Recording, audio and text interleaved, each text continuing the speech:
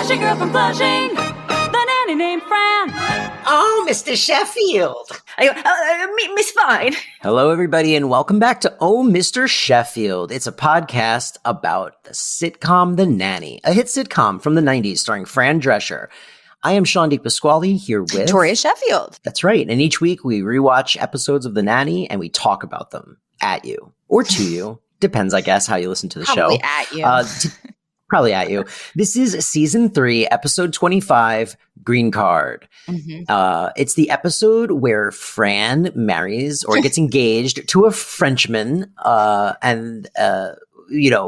Obviously, it turns out he's just trying to get his green card. I don't think that's what this was, though. I actually, we'll get into it, but all right. Well, this was directed by Dorothy Lyman. And it was written by 2 people. This week we had Gene Ford credited for the story and Rick Shaw. That's a real name. Rick Shaw. Rick Shaw wrote the teleplay. Rick Shaw is a writer, I guess, mostly known for The Nanny. It looks like that's like the most recent thing he wrote. And then he had a bunch of stuff on the New Hollywood Squares and Love Boat, the original Love Boat. He was a writer on Love Boat. So like sitcom royalty there. And then Gene Ford, who did his story credited on this, is also from Love Boat. So I'm wondering if Gene and Rick didn't work together and maybe like they were like kind of a pair or something. But Gene has a Love Boat credit, and that's about it. Gene was also an actor, interestingly enough. She was on The Nanny in the, some of these later episodes, but she has like, she shows up multiple episodes. She was on the Christmas episode as a nurse, the bank robbery episode as a reporter, the dinner party as a maid number 2. Oh, that's cool. That must be isn't so that fun. cool? I would love to, like, if I was a writer, to get a little like, oh, and then I'm in this scene and in a couple scenes. I feel like it would just be like very, very satisfying. But so in this episode, we start off by establishing that Brighton is failing French. And so Mr. Sheffield insists that he gets a French tutor. And it's funny because Brighton's like, hey, I might not mind a tutor, a woman with an accent, tight skirt, high heels. And Fran's like, you think your father's going to let someone like that teach his kids? And then she saunters out in her tight skirt and high heels. And high heels, yeah. And so then we cut to the opening credits, and then we enter back in on Fran talking to Val in the living room, and she's actually getting her mom's Mother's Day gift ready. So we established, I love this. Yeah, it's like Mother's Day is coming up, which makes sense in the timeline of the show. And the way that she's doing it is she got her like a blouse or a dress or something, and she is replacing the size large tag with one that just says the number 7, which I thought was actually no, it's better than that. She's just flipping it upside down. Oh yes, yeah, okay, yeah. She took the large tag off and is re-sewing it back in upside down so it looks like a 7. It was so silly, but also so sweet. And did you catch the reference to a musical in this scene? No, what reference? Ooh, interesting. I wrote it down because I was like, I wonder if she clocked that as a musical reference or just as a joke. So it's when they're talking about his previous French teacher. Mm-hmm. Oh, and she's like, Nanette. Yeah, Val goes, well, what about that French lady Nanette that Mr. Sheffield hired? And she goes, no, that is a reference to the musical No, Nanette. Oh. That is a very pointed, like, that's why she goes, no, like, that's a very pointed, specific, like, they did that on purpose. Well, that's cool. And No, Nanette is a musical from, like, I think it's from, like, 1925 or something. Well, it's cool because it works even with the joke works even if you don't know that, because you just think that it's like a word, like a play on the sound of Nanette, and then it's like no. Right. No. Isn't that great? Yeah. I thought that was really. I was like, oh, that's such a good, like, it's a double joke. It works but the whether reason, you know it or don't. The reason that all comes up is we're it's sort of a beat ahead of where they are in the scene, because basically while she's getting her Mother's Day gift ready, she says to Val that she wishes she had a kid of her own, and she's feeling ready for all of that, which ties into a lot of the emotional beats that happen later. Because what happens is, while she's saying that to Val, Mr. Sheffield comes in and announces that, like, he's leaving to have lunch with a friend who's in the middle of his second divorce. And then Mr. Sheffield's like, oh, if I get remarried again, it's going to be after the children are grown and out of the house. And Fran kind of looks at him in surprise, and she's like, but what if you met the right person and they were ready to like have a family now? And he was like, well, I'm sure the right person would understand and wait. And she's like, trust me, they won't, which is like very thinly veiled, Fran being like, well, does this mean like you're not going to be my person? Right. Like I was hoping that would happen with us. Which I found so interesting because it's like, it's interesting how sometimes this is treated as like this unspoken, like, hey man, I'm just waiting on you to make the move thing, And like sometimes it's treated as like neither one really knows that the other one's in love with them. And sometimes do you know what I mean? Like it's so interesting. That's why we had this whole conversation, but you were on the other side of it. But maybe it's because it's during the Valentine's Day episode, I was annoyed that they kind of made it canon that they're in love. Because I was like, we haven't really established it. And you were like, no, we know. But I guess well, that's what I'm saying is it goes back and forth. It's like sometimes they're in love, sometimes they're not in love, sometimes he knows that they're in love, and then sometimes he doesn't. Like in this case, he is unaware that she's in love with him, and he's just talking, and she's like, he's not seeing reading in between any of the lines of anything she's saying. And it's like, but a couple episodes ago, he acknowledged like we're in love with each other. Like it's just, I don't know. It's weird how it doesn't quite feel as consistent as like Ross and Rachel.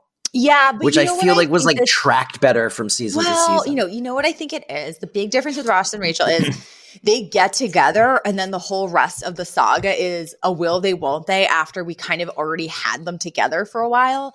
I think Mr. Sheffield and Fran, the big thing is it's like, when you kind of assume something's going to work out, or you kind of assume someone's going to be there always. And then as soon as that gets threatened by somebody else, that's when you really start confronting your feelings. And I think that's more what goes on with the two of them is it's like when there's no one else in the mix making anyone jealous, it's kind of like this will happen in due time, or like I have, or I can kind of like compartmentalize this or pretend it's not real. But the second it starts to get real with someone else, they have to be like, oh God, this is actually driving me insane. Yeah. I mean, that is what they're playing here. Yeah. But so Mr. Sheffield leaves to, go have lunch with this guy who's getting divorced. And that's when Fran's like, oh, Val, I have to spend the whole afternoon interviewing tutors for Brighton. And that's when what about that girl that? No. Yeah, that's when that girl that Mr. Sheffield like, Nanette. And she goes, no. And she's like, unlike a man, I'm going to hire a tutor based purely on their academic credentials.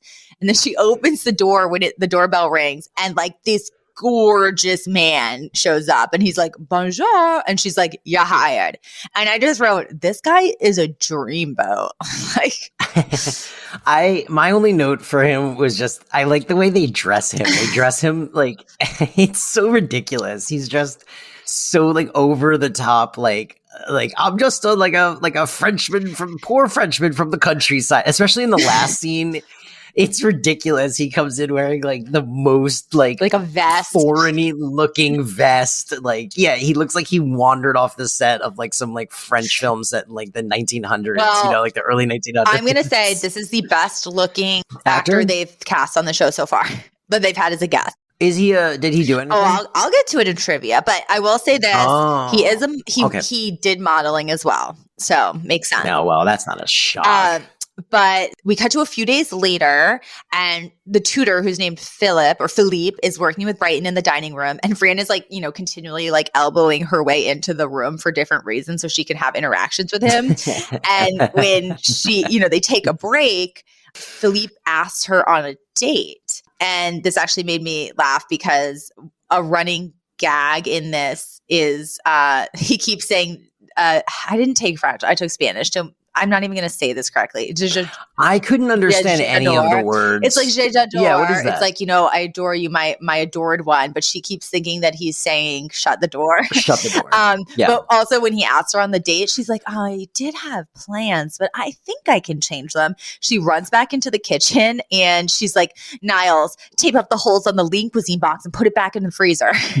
So, and then we cut to what I imagine in the show is like a couple weeks later, because we have now progressed a lot in the Philippe-Fran relationship. And, you know, she comes into the foyer and she is wearing an incredible dress. I love this dress. Holy yes, I would. Wow. Yes, it's like she looks amazing. Like, kind of like a heart-shaped red bow on this little black number. Yeah, it's like a little tiny black dress with this like red kind of heart-shaped bow. I think it's stitched into it. I couldn't really tell if it was like textual or if it was just part of like the design. You know what I mean? Yeah, I mean, it's the kind of thing really where I was like, oh my God, I wish there was like a site that just had places you could buy so many of her outfits. Well, that's one of those outfits where it's like, that does not like, that feels like something people would wear now. That didn't feel like a dated, oh my God, that's such a 90s crazy outfit. Like, it was like a really pretty, like, cute dress. Yeah. If Elizabeth wore that dress, I would be like, va, va, va. Yeah, and it's like, you know, they always say like, oh, everyone should have a little black dress. It's like a little black dress, but like with a little extra flair, but still understated, but just a little something different. Philippe enters and he and Fran, right away would go perfectly with that little purse, that red purse she had. Are you listening? She should have had that. Oh my God. Right? It would have gone perfectly with that red purse. Thank you. I'm really good at purse dress matches. I don't know why. Wow. It's a weird skill. It's a weird useless skill. I just imagine like you go into Sean's brain and it's like a beautiful mind, like when you walk into like a dinner party. It is. It is. Yeah, it's me looking at purses, shoes, and dresses and being like, this is all wrong. This is all wrong. And like reconnecting them in my mind, matching the person. That blonde lady should have that brown lady's shoes, you know? But so Philippe enters and he instantly dips Fran and they start, you know, French kissing. And Mr. Sheffield comes in clearly displeased and he actually like makes a jab and he's like, well, Philippe, I see you've discovered my nanny's native tongue. Or do I see you're exploring my nanny's native tongue? Native tongue. And they just, you know, it's very clear that Mr. Sheffield and Philippe like do not like each other. They definitely have a rivalry and they keep making these, you know, Englishman, Frenchman joke, like jabs at each other because the French and the English are also historic rivals. And this is very true. I know at least of English culture. Like I grew up with an English father where to him, the funniest jokes were making fun of French people. Well, yeah, because they're the worst. I mean, sorry, apologies to our French audience, but come on, you guys, you know, you picked the wrong side. You've picked the wrong side in every important decision. So then, where did I lost my train of thought? We'll cut this. We did not pick the wrong side. What do you mean? Well, we were just enjoying our wine and chill and our bread. I knew this would be a big fake French accent episode for us. I knew we would do it. I delighted in the French jokes in this episode. They were really good. They were so good. They were so freaking good. I love There's some good ones coming up in like favorite moments for me. But so Fran and Phil. But Mr. Sheffield gets the best one at the very end of the episode. He gets the absolute. I was like, yeah. Okay. So then we cut to Mr. Sheffield's office, and as usual, he's complaining to Niles, and he's complaining about the tutor. He's like, you know, why is she throwing herself at him? And Niles is like, you know, because maybe she's ready for something more. And he's like, well, more like what? And then Fran comes running in and she's like, he proposed. And I really loved this exchange. I thought it encapsulated, you know, what goes on between them perfectly in this little nutshell. And I mean, what goes on between them sort of on a larger macro level. You mean Fran and Maxwell? Like he goes just a little back and forth. Yeah, because he's like, well, why would he propose to you? Like, he barely knows you. And she's like, well, because some people are in touch with their emotions and they know what they want when they see it. And he's like, what exactly are you saying? And she's like, well, what exactly are you saying? And he's like, I'm not saying anything. And she goes, bingo, au revoir. Au revoir. Oh my God, my French is so bad. My mouth doesn't. Au revoir. There we go. Au revoir. I can't do it. Okay, we'll just do a translation. She goes, bingo, bye-bye. Yeah. But that's it. It's like, what are you saying? And it's like, well, I'm not. What is it, Mediterranean? You cannot say au revoir. You have no French accent. Is that because you are too American? I was going to say, maybe it's my English national status. It won't let me. A little English girl. In my country, we hate you. Oh, I shouldn't have even tried to say it. That's too- I have to smoke my cigarette now. With my frog legs. My frog legs. Oh, Philippe, you've got a little. When I think of French people, I think of what I'm doing. I think of Monty Python, and I think of that little cat that skunk was always trying to sexually assault. Oh yeah, I forgot about that. He loved her, and she was just like this, like poor French lady, and he was like, "Yeah, hello, hello, my love." I forgot that ever exists. Pepe Le Pew. Oh, it's the best. The best. You go back and watch those now, and they are so uncomfortable. So uncomfortable. No means no. It's so funny.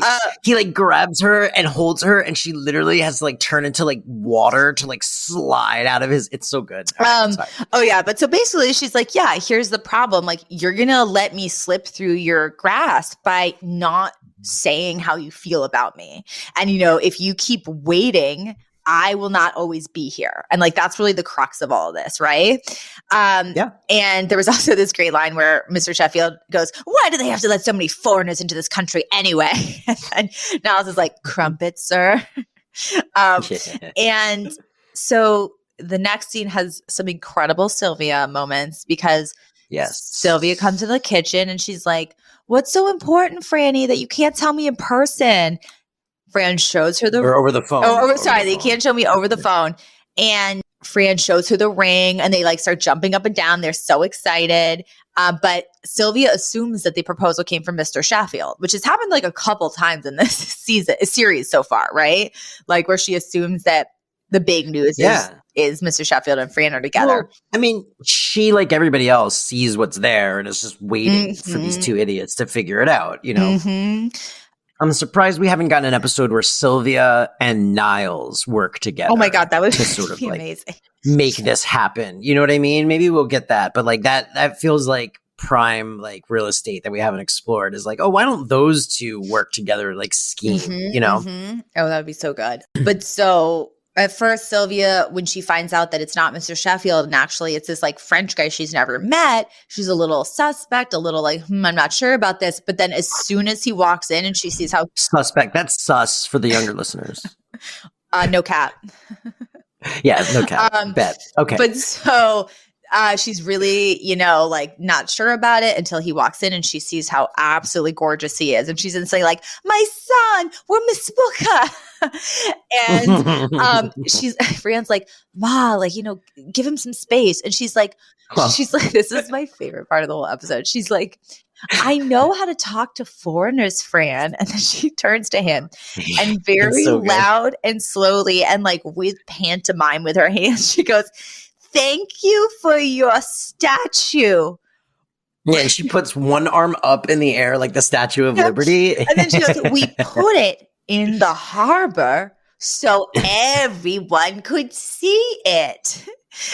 Which was so like thanking him for the Statue of Liberty. It was so good. It was so good. And I was like, man, I wonder did I even know how we got the Statue of Liberty? I have no idea what's going on with the education system. I don't know. Do you think people don't know it was a gift from the French? I guess some people just as it's always been. I mean, some people call it a gift. All other people would call it a buy-off. It's a beautiful an apology. It's a beautiful apology. It's permanent apology. It's basically the equivalent. Yeah, we know we picked the wrong side. We are so sorry. Of a diamond bracelet after you cheated. Yeah, exactly. Sorry, baby. Here you go. Look, we made you a beautiful lady. She will stand there and welcome people to your, what do you call it, country.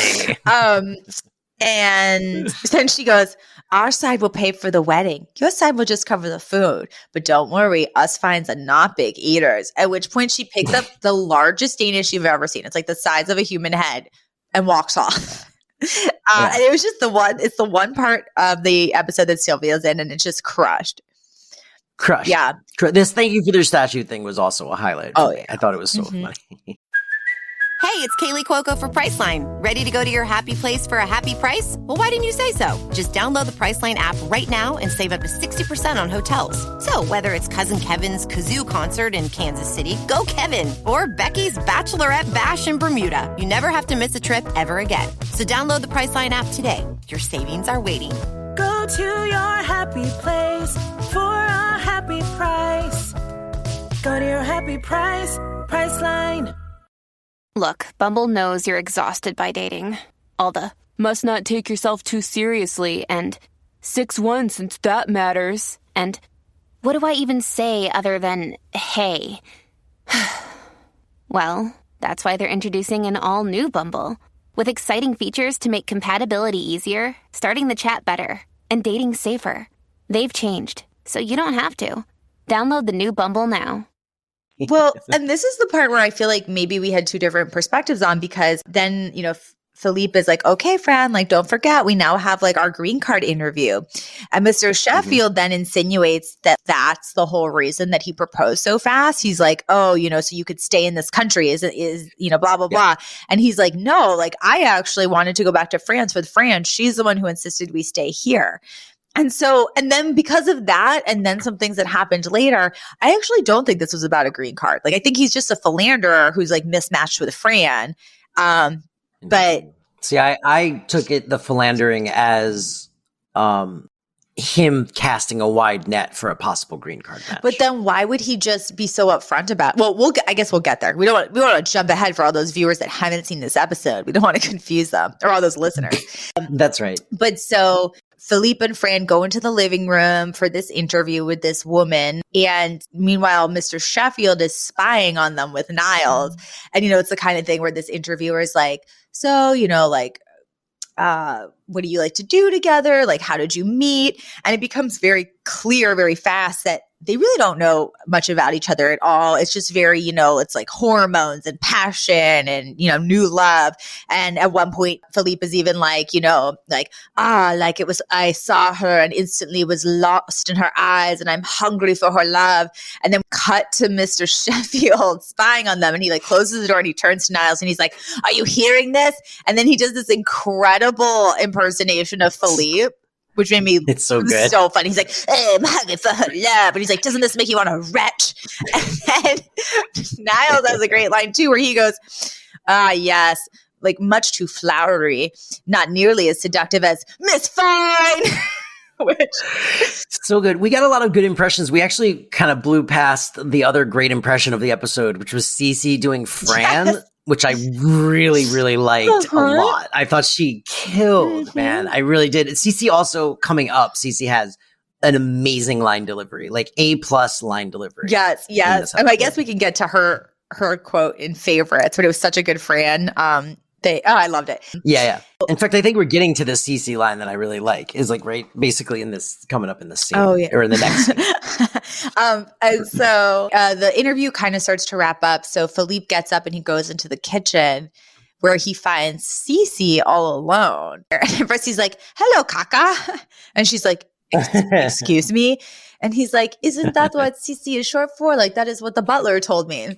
For anyone who doesn't know, Kaka is French for poop. For poop. So good. Kaka. And then he puts the moves on Cece. He like goes over to her. He starts kissing up her arm. In a real gross way. It's so gross. But like she's very not unhappy about it. She's literally like, stop. And then like puts her arm out so he can keep kissing it. And then she finally does put an end to it. But like after letting him go on for quite a long time. While he's putting the moves on her, we see that Niles is outside Windexing the kitchen door and his mouth is literally agape. Like his jaw is on the floor. It's so funny. And so Philippe exits and then Niles comes in and he's like, I can't believe that happened. Like you have to tell Miss Fine, you know, that she is with a philanderer. And Cece's like, no way. Like, you think I'm going to break up my chance at getting her out of my life forever? And then Niles goes, well, you know, if you told her, it would make you very attractive to Mr. Sheffield. And she's like, how do you mean? Like, she's like instantly intrigued. And he basically says, like, you know, boys don't want to play with a toy until another boy wants it. So like the fact that Felipe was into you is going to make you instantly more attractive to him. And, you know, also it will be this like nice gesture and you'll look really good and blah, blah, blah. So that can, and then he was like, and by the way, like, you know, Miss Fine's going to figure out he's a philanderer eventually, and like whose strong British arms will she run right into, you know, at that point. So keeping this a secret doesn't help you, basically. So Cece instantly runs off to Mr. Sheffield and tells him. So that happens like off camera, because then Mr. Sheffield, Cece, and Niles come into the living room where Fran is back hanging out with Philippe. And, you know, they're like, hey, listen, you know, he put the moves on Cece. And at first, Fran doesn't believe it. But then Philippe is super upfront about it. He's like, no, it's true. He's like, I'm a lover of all women. And she's like, what? And this is where we get my favorite Cece line, where she goes, yes, another man wanted me, Cece Babcock, for his love toy.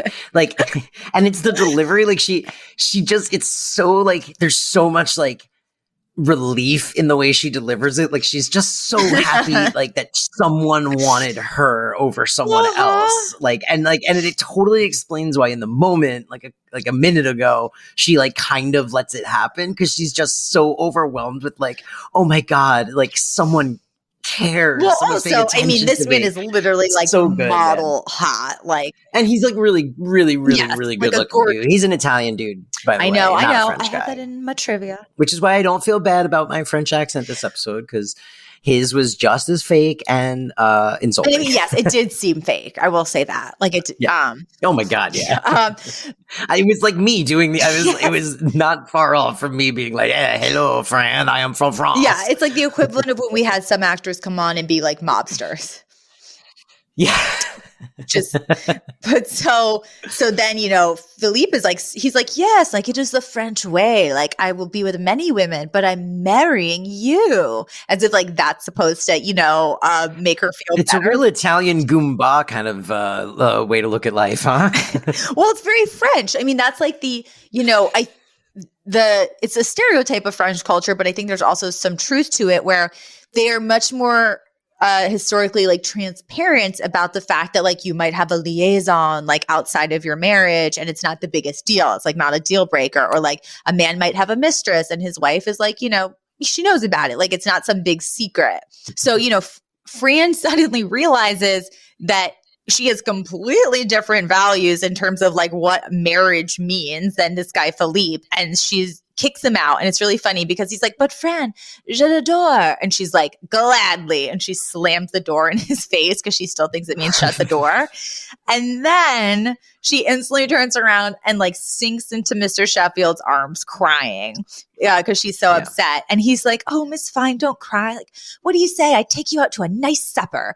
And she's like, I'm going to possibly eat. And then she goes, maybe a small lobster and a twice baked potato. And he like nods sympathetically and leads her out the door. And then Cece and Niles are just left standing in the living room. And Cece's like, he's like, I drove her right into his arms. Like, why did I listen to you, Niles? And he's like, well, there's no such thing as the perfect plan. Just as he holds out a drink he has pre-made for her, knowing that this exact thing would happen the second he set his plan in motion. And I loved this ending. It was such a perfect ending. That Niles sort of has the puppet master of the whole thing and him being one step ahead of everyone. And I feel like we blew past those kisses. Oh my God, you're right. I completely forgot. Go on. You describe. My goodness. I feel like we completely blew past that. That to me was like, holy cow. So it's just a little back. It's when, you know, they're sort of confronting Philippe, and then they're like, you know, well, that's also where we get that great line, like, what kind of man would do this to a woman? And Mr. Sheffield goes, a Frenchman, which is such a good burn. But basically he's like, what, I want to be with like all the women. You're my wife, but I will be with so many people. Is this a problem? And then she's like, oh yeah, well, that's fine then. Like, I'll also be with so many people. Is this a problem? And she like turns and kisses Mr. Sheffield. And he's like, he makes some joke about like, he goes, Philippe goes, kissing an Englishman is like kissing your mother or something like that, right? And then Mr. Sheffield goes, oh yeah, well, what about this? And he like dips Fran back and they like look into each other's eyes and they lock lips. And I went, oh, whoa. It was quite the kiss. Kyle was in the room when this was happening and he was like, whoa. Yeah, it was a very, very good kiss. And then we also got, I think, our first Lorena Bobbitt joke of the show. Yeah. Which is like a huge 90s punchline that I, like, as soon as I heard it, I was like, oh, right. Like, every night, Lorena Bobbitt jokes are in everything. I'm surprised we haven't, I guess it must have just happened in the 90s, around. Let's explain to our younger listeners. Gather around, children. Let's go to segments, and then we'll do a quick. We could do that in our trivia. Trivia. Okay. Yeah. Okay. Though I do think it might be. Well. Yes. Okay. So you don't want to dedicate a whole segment to Lorena Bobbitt? Well, because I have something else, and I think it would just seamlessly. I wrote a theme song. No, I'm just kidding. All right, yeah. Lorena Bobbitt was a lady who was being pretty badly abused by her husband, and I think he was also cheating on her. It was like he was like a dick. And speaking of which, so she like got to her wit's end, and she cut off the tip of his penis. Yeah, while he was asleep. While he was asleep, and then threw it out the window of her car. She like left the house and drove and like threw it out the window, and it was like a big thing. I thought she threw it out the window of the bedroom. Oh, maybe of the bedroom. Well, she threw it out a window. And the reason that this came up in the episode is he was like, Fran, you don't understand. Like in France, the man, he's like a bee. He needs to pollinate all the flowers. And she's like, well, you better watch out because in America, we have something called a bobbit bee. Basically being like, I'll cut off your dick.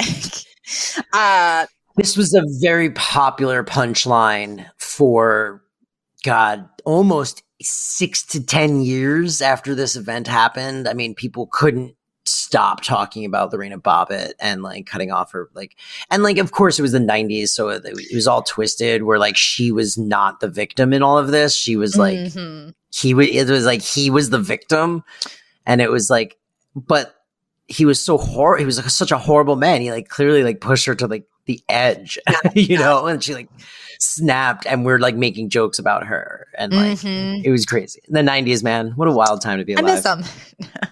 So glad we survived. So then segments with the Lorena Bobbitt themed segment song. And now segments.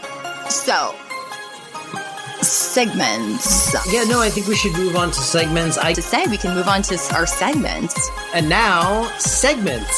Segments with Sean and Toria. All right, we're back from segments, and everything is great.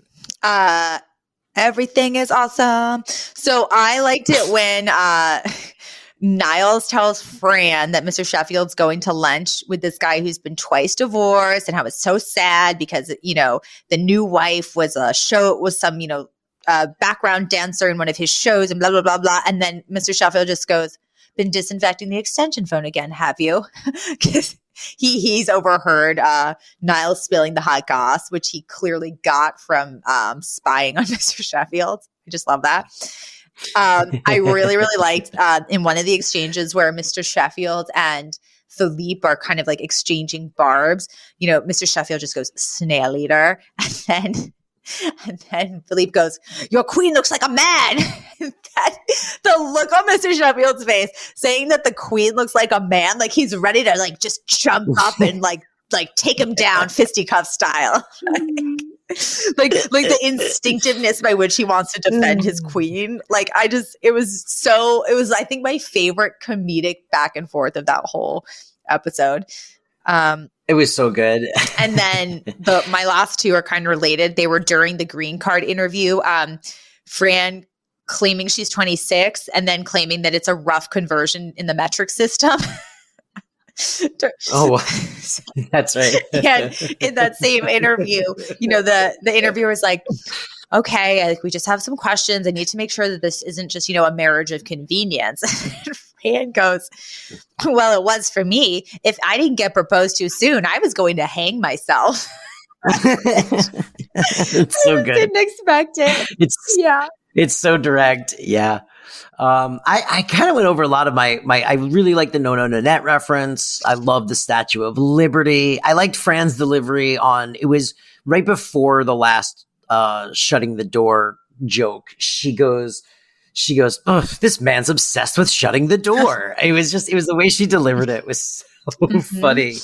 It was so good. And there were so many in this that I feel like there's others I won't even get to, but like there was, as you said, it's an impressions episode in a lot of ways because Gracie does a line for line Sylvia. It was so good. Because she's clearly been hanging out with Sylvia too much. And Fran says something to her like, oh, like, did my mom pay you to, do such and such? And then Gracie goes, no, like she goes, what do I need money for? I live in a beautiful mansion and thanks God I got my health. And she walks off because she's just clearly been spending too much time with Fran's mother. I loved it. Yeah.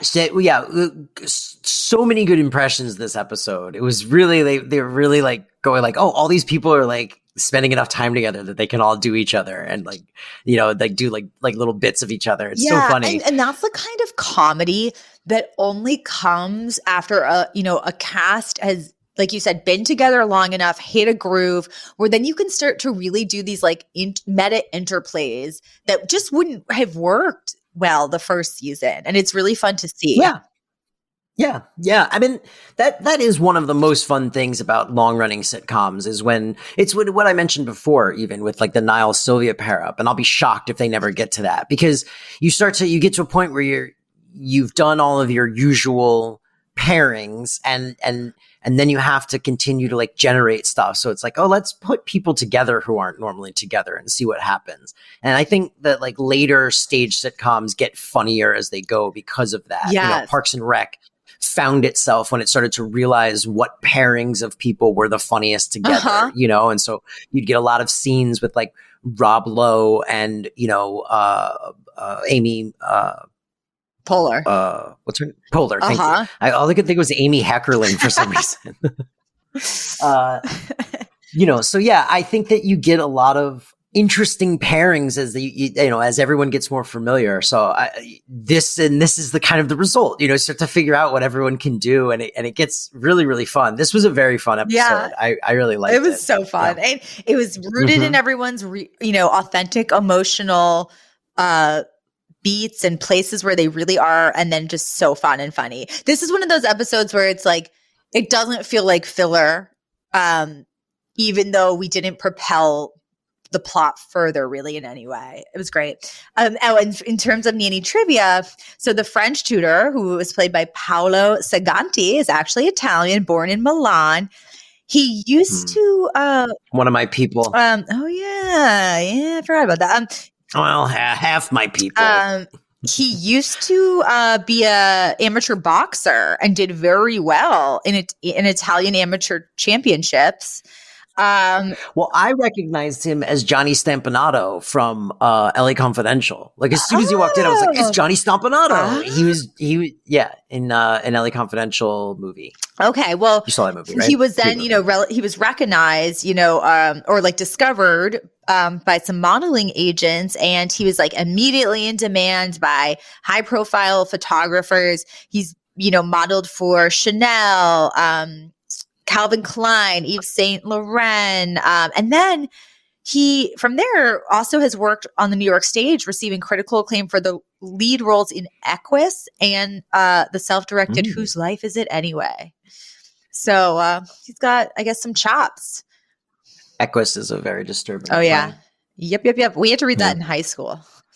Yeah, same. And in drama, I was in drama theater school, but yeah. We actually read it in a religion class, which was pretty progressive.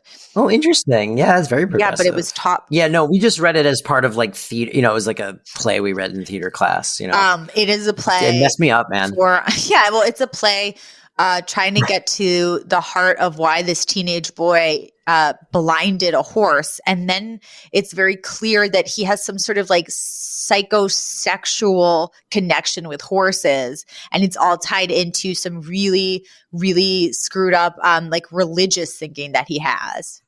So anyway, Daniel Radcliffe played that boy on Broadway and showed his pee-pee. His wang. Yep. He showed his little Harry Potter.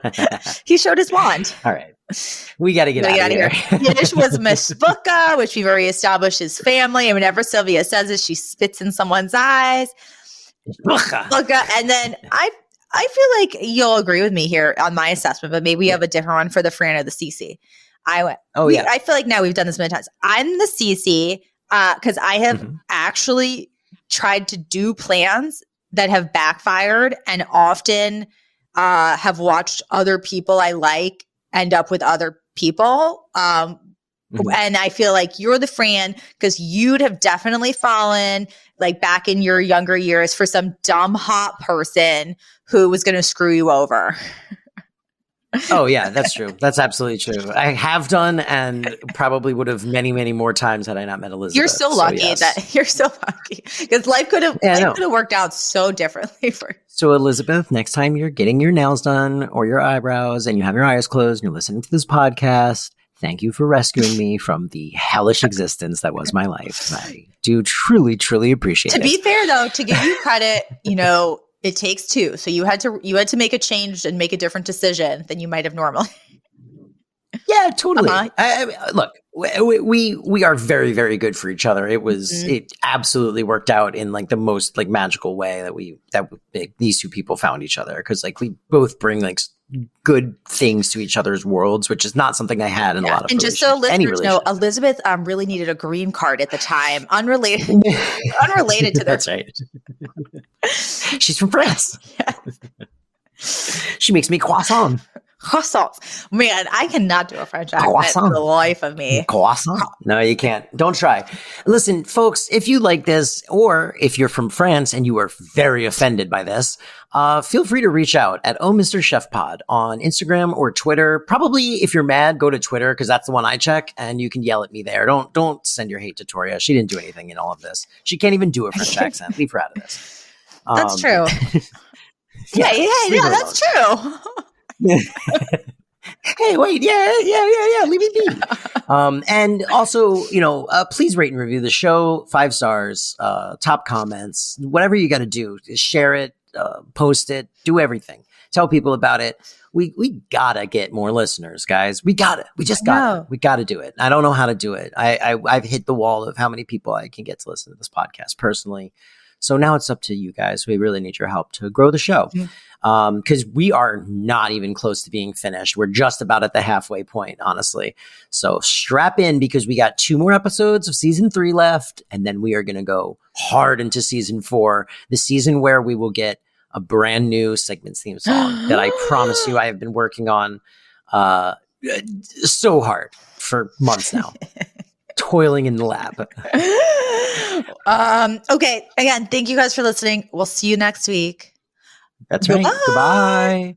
Bye. The Flashing Girl from Flushing, the nanny named Fran. Oh, Mr. Sheffield. Miss Fine.